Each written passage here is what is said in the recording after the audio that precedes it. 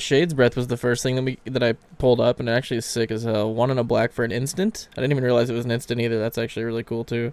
Until end of turn, each creature you control becomes black. Its creature type becomes Shade, and it gains 1 black. This creature gets +1/+1 until end of turn. I mean, black has a lot of mana generation, so I could see this getting your creatures pretty big. Maybe even infinitely big, if you have an infinite mana sink, which probably isn't too hard to do. Searing Meditation from Ravnica City of Guilds. The lowest price is 18 cents from the dual deck, Ajani and Nicol Bolas. 1 a red and a white for an enchantment. Whenever you gain life, you may pay 2. If you do, Searing Meditation deals 2 damage to target creature or player.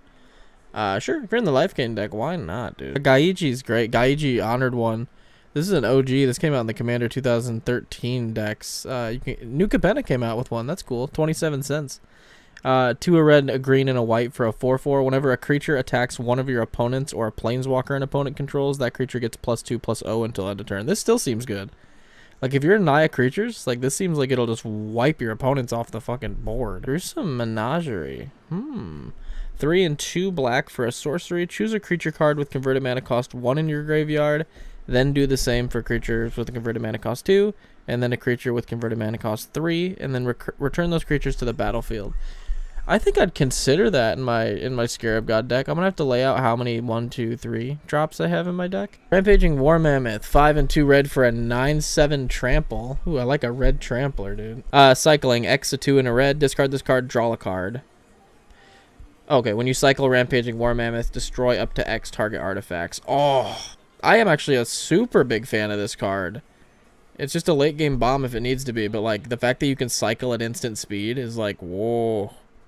Oh, this is actually really good. Perplexing Test. Choose one. Return all creature tokens to their owner's hand, or return all non-token creatures to their owner's hand. Oh, look at this thing. Whenever you draw your second card, you get to make illusion tokens, and then when those illusion tokens die, you get to cheat shit out of your hand that costs less than those illusion tokens' power, and all the illusion tokens get 1/1 for all your other illusion tokens. So you fucking run this card in Min and Willy 100%. Because then you just pick tokens. And you just wipe all your own things off the board and then just cheat your whole hand out into play. And then you can just choose non-tokens if you want to and beat face with the illusions. Or Rajas, however you say it. Rajas. Ooh. 4 a white. I've never seen this. 4 a white and a red for a sorcery. Each player chooses 3 permanents he or she controls, then sacrifices the rest. I've never seen this card. This literally came out in the set that I started playing. And I've never seen this card. Voracious Hydra. X and 2 green for a 0/1 trample. Voracious Hydra enters the battlefield with X 1/1 counters on it. When Voracious Hydra enters the battlefield, choose one, double the number of 1/1 counters on it, or it fights a creature you don't control. Wow, really? Yeah, it's a $4 card. I was gonna say this seems like it's probably like a $5 to $10 Hydra. This is really good. If you're in the Hydra deck, this is sick. You can dump what?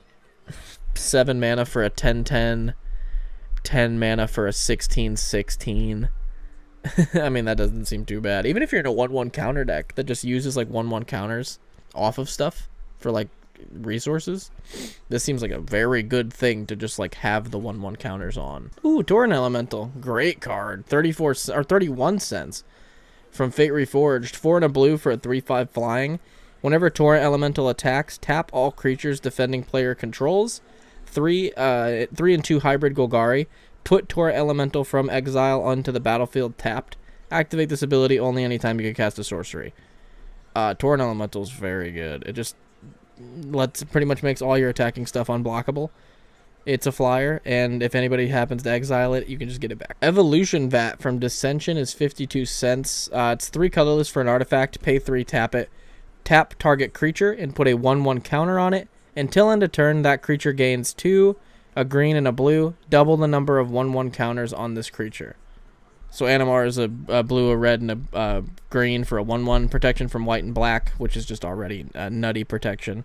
Whenever you cast a creature spell, put a 1/1 counter on Animar, Soul of Elements. Creature spells you cast cost 1 less to cast for each 1/1 counter on Animar.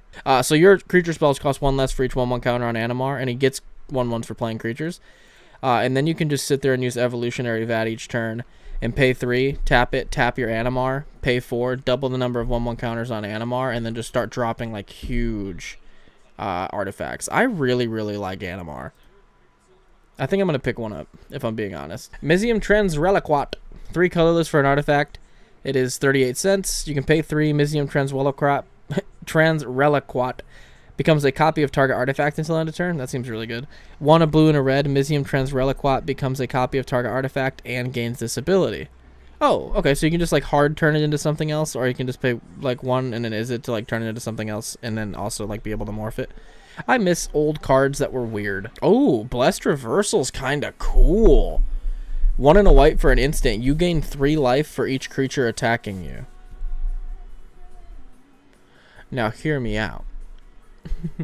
I think certain decks this would be kind of cool. Like, if you're in, like, an Orzhov deck that runs, like, Sanguine Bond and, like, shit like that in it, sure. Like, on the off chance someone just, like, swings at you with, like, a token deck, and you're just, like, gain 3 for the 17 tokens you're swinging at me with. I'm at 78 health. Even if you're just in a life gain deck, I think this is probably one of the better ones. Moonlit Wake. 2 and a white for an enchantment. Whenever a creature is put into a graveyard from play, you gain 1 life.